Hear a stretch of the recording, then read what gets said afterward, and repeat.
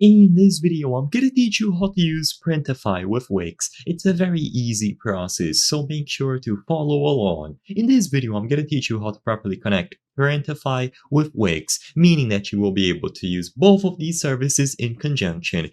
Printify is actually available as an integration to Wix, so all that you have to do is go over to your Wix dashboard, and in here, using the menu at the left side of the screen, go over to Apps. You will be able to manage all of the apps that you currently have on your Wix website, and you can also go over to the app market where you can acquire new ones. Now, if you use the search function, you can look for Printify.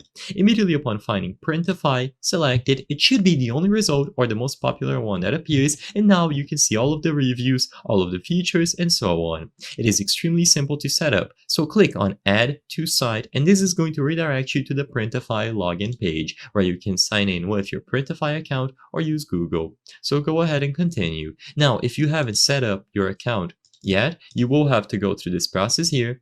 So I'm just going to skim through all of this.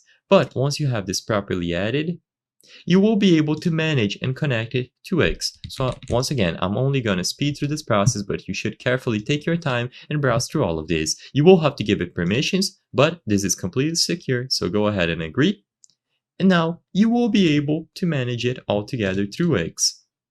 You should be able to find it over here on your app menu if you go back and you choose the option to manage your apps.